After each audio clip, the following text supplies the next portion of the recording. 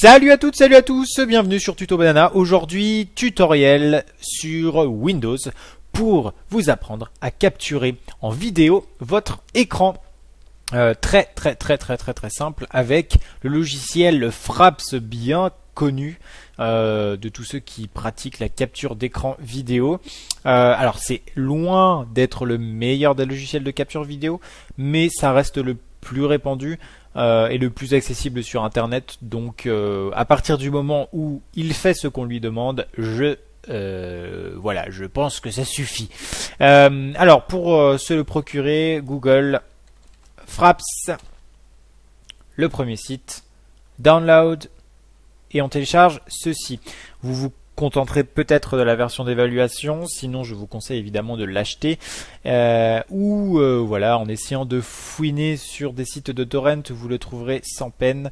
À vous de juger. Une fois que vous l'avez, donc vous lancez ce logiciel et 2-3 réglages sont à vérifier. Vous avez plusieurs onglets. Voilà. Alors vous sélectionnez Movies. Vous réglez ici le dossier de destination dans lequel vous voulez que vos vidéos aillent. Donc on le change ici et on s'y rend là. Voilà. Ensuite, on désigne une touche de raccourci. C'est couramment F9. Donc voilà, je vais faire ça. J'ai cliqué sur Disable, Enable, et maintenant je clique sur F9. Par défaut, c'est ça, hein, donc normalement vous n'avez pas à le faire. Ensuite, en ce qui concerne les paramètres de capture, réglés sur 30 fps, ça va vous permettre d'avoir à la fois une bonne fluidité et de limiter la casse au niveau de la taille de la vidéo de sortie, parce que ça va être une taille énorme. Il faut savoir que les vidéos qui sortent de Fraps peuvent faire plusieurs gigas, voire dizaines de gigas. Donc faites très attention, prévoyez énormément d'espace, à tel point qu'on vous propose une petite option ici qui va vous permettre de dire à Fraps de couper la vidéo tous les 4 gigas. Alors l'enregistrement continuera bien sûr, mais ça vous fera plusieurs vidéos, plusieurs bouts qu'il vous faudra recoller dans un logiciel de montage. Voilà, je pense aux détenteurs de disques durs externes FAT32, c'est-à-dire c'est les disques durs externes qui ne peuvent pas accueillir des fichiers de plus de 4 Go. Voilà pourquoi cette option.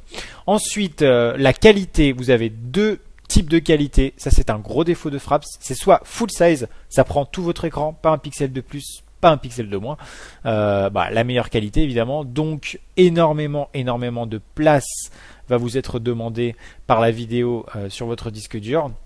Et half size, ça peut suffire, mais c'est vraiment pas terrible si on veut faire ça régulièrement, que ce soit pour capturer des jeux vidéo ou même pour faire des tutos. Franchement, c'est pas suffisant, donc full size, je vous le recommande, mais prévoyez énormément d'espace.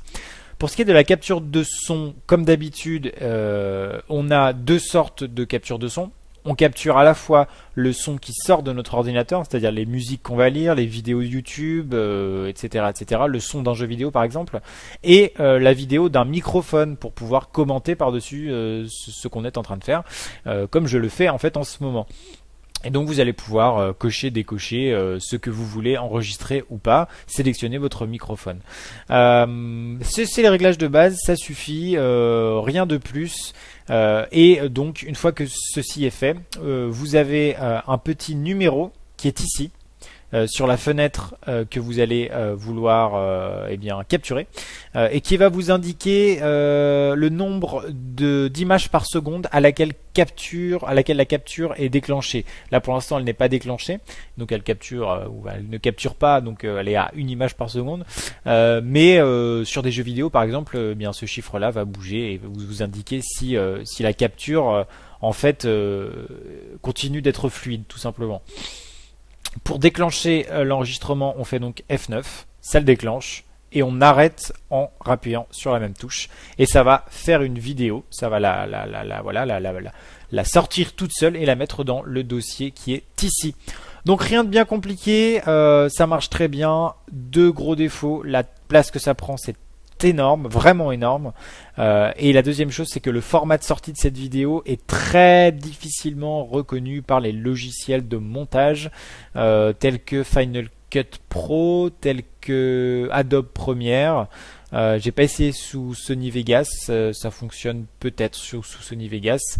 À vous de me le dire. Voilà, en tout cas, il faudra peut-être un convertisseur afin de convertir la vidéo qui sort dans un format approprié.